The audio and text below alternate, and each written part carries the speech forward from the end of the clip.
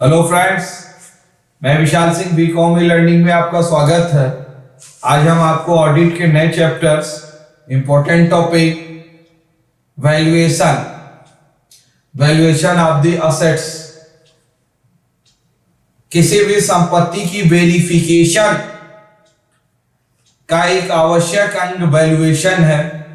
किसी भी सत्यता वेरिफिकेशन की जांच बिना वैल्यूएशन से नहीं की जा सकती।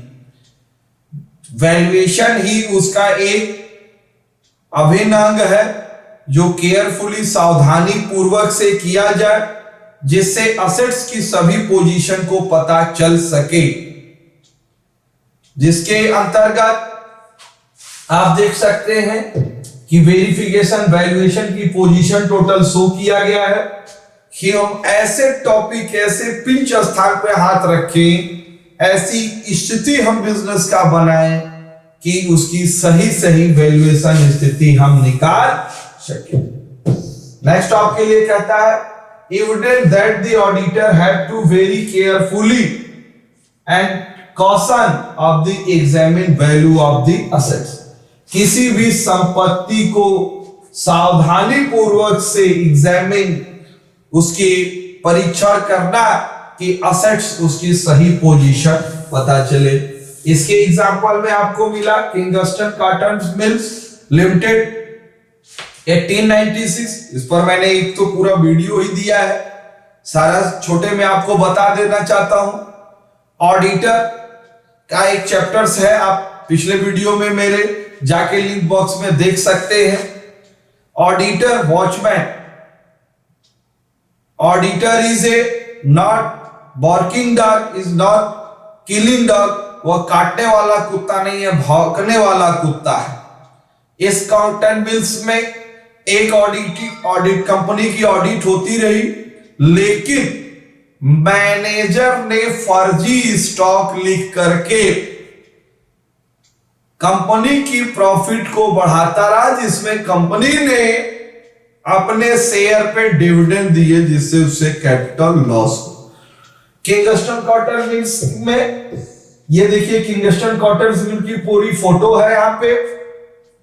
अब मैनेजर कोर्ट में गया, निर्णय दिया गया, तो निर्णय में यह स्पष्ट किया गया auditor is not liability in stock valuation. Stock के वैल्यूएशन करना, स्टॉक की जांच करना, यह ऑडिटर का कार्य नहीं है, यह मैनेजमेंट का कार्य है। बट लेकिन स्टॉक की सही पोजीशन न होते हुए उनकी सूचना न देना, यह ऑडिटर की लायबिलिटी बनती है। तो ऑडिटर इस वॉचमैन की तरह से है। वर्किंग डॉट अगर उसमें फ्रॉड हो रहा है तो उसकी सूचना ओनर को देनी है। तो किंगस्टन कॉटन मिल्स के थ्रू एकदम टोटल स्पष्ट इसमें किया गया था कि सभी चीजों की जांच करना, असेट्स की जांच करना उसके अधिकारों में आती है। Auditor is not liable absent the suspicious circumstance trusted in the official, क्योंकि वो मैनेजमेंट के ऊपर टोटल विश्वास करके यह कार्य किया था। Object of the valuation, auditor analysis of the financial position, वित्तीय स्थितियों की उद्देश्य को जान। Knowledge reason for different value of the assets, यदि असेट्स की वैल्यू में उतार चढ़ाव आता है तो ऑडिटर को उसकी जानकारी प्राप्त करनी है, किस कारण से यह हो रहा है। Knowledge of investment capital, share, debenture, equity share, preference share के अंतर्गत अगर इन्वेस्टमेंट किया गया है तो असेट्स की वैल्यू को ध्यान में देना पड़ेगा कि ये कहीं ऐसी जगह तो नहीं व्यक्तिगत लाभ के लिए किया जा रहा है, या ऐसे जगह पे इन्वेस्टमेंट किया जहां कंपनी को रिटर्न न मिले। तो ये ऑडिटर का काम है, ऐसी सत्यता की वेरिफिकेशन जांच करेगा, वो सही helpful in the audit report बनाने में सहायता प्रदान करती है। Valuation stock and the auditor duty, जो भी स्टॉक है उसकी ऑडिटर को या लाइबिलिटीज बनता है कि स्टॉक की किस पोजीशन में वैल्यूएशन की गई है, क्योंकि स्टॉक भी एक असेट्स के रूप में आपके बिजनेस में आएगी। अब वैल्यूएशन को आप देख सकते हैं, उनकी क्या क्या ड्यूटी बनती है ऑडिटर की। Auditor is not valuer. Kingston cotton bills में स्पष्ट कहा कि ऑडिटर मैनेजमेंट स्टॉक देखेगा, ऑडिटर का कार्य नहीं है कि वो स्टॉक देखे, तो वो संपत्ति का मूल्यांकन नहीं लगाता, मूल्यांकन करता नहीं है। Verification principle of the valuation, सब वास्तविक संपत्तियों की स्थितियों की जांच करना कि वो सत्य है कि नहीं है। इंफॉर्मेशन फ्रॉम टेक्निकल पर्सन, अगर संपत्ति के संबंध में कुछ टेक्निकल चीजें हैं तो टेक्निकल वो एडवाइस लेके उनकी स्थिति के विषय में पता करना। Examination of the fairness of the valuation, जो वैल्यूएशन की गई है वो फेयर सही है कि नहीं है। नेक्स्ट इसी के अगेंस्ट आप देख सकते हैं टू सी इन द जज ऑफ द जज रिगार्डिंग ऑफ द वैल्यूएशन, अगर कोर्ट के द्वारा इसके संबंध में कोई निर्णय दी गई है तो उस कोर्ट के डिसीजन को फॉलो किया गया है या नहीं, इसकी टोटल आपको उस डिसीजन को उस रूल में दी गई कि नहीं, ये देखना ऑडिटर का कार्य है, ये वेरिफिकेशन करेगा। नेक्स्ट है value of the stock, unit cost per piece cross price निकाली जाएगी।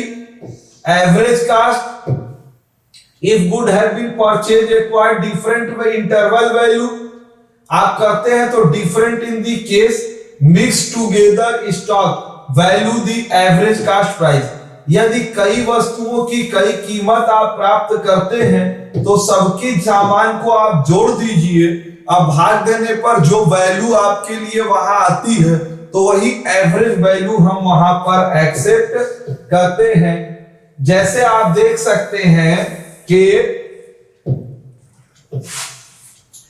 आपने कोई आइटम 10 रुपीज दो स्टॉक खरीदा है 2 तो 20, तो अब आपके लिए एवरेज प्राइस क्या होगी, आपके लिए 10 रुपीज होगी कि जिसमें आप उसमें दोनों की वैल्यू देख सकते हैं।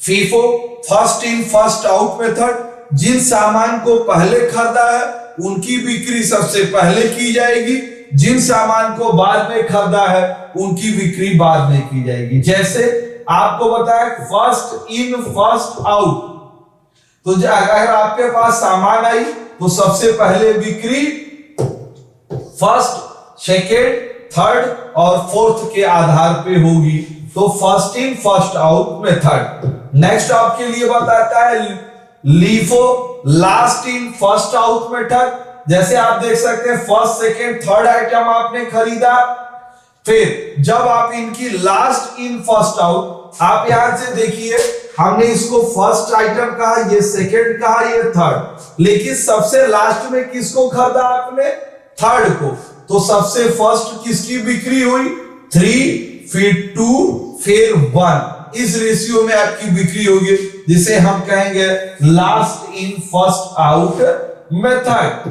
नेक्स्ट आपके लिए है adjustment selling price, estimate the cost आप found out by pricing unsold stock, privilege selling price is normal margin of profit in the estimate selling expenses include over charges. अगर कोई भी चीज सामान्य आपको नहीं बिकती है तो उनको नॉर्मल प्रॉफिट पर आप एडजस्ट करके एक वैल्यू देके सारी सामान आप बेच सकते हैं, जिसे हम स्टॉक वैल्यूएशन में आप करते हैं सेल लगा हुआ।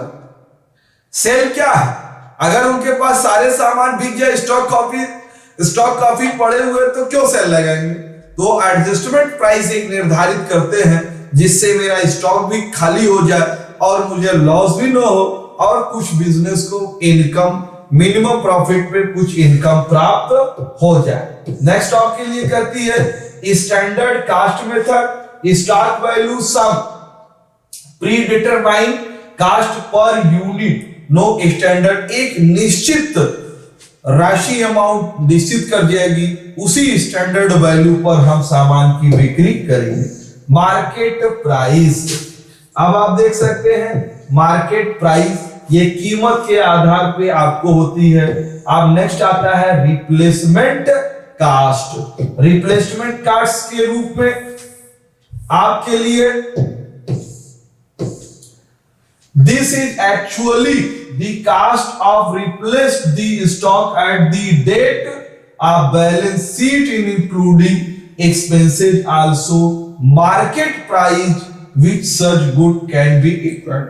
मार्केट के मान के आधार पे हम स्टॉक की जो वैल्यू होती है रिप्लेस चेंज करके मार्केट प्राइस पर हम उसका निर्धारण कर देते हैं। जो कीमत में बदलाव होती है वो रिप्लेसमेंट के अंतर्गत। Net realized value, this denote the price at which the good can be sold in the market, estimated selling expenses deducted out of the selling price।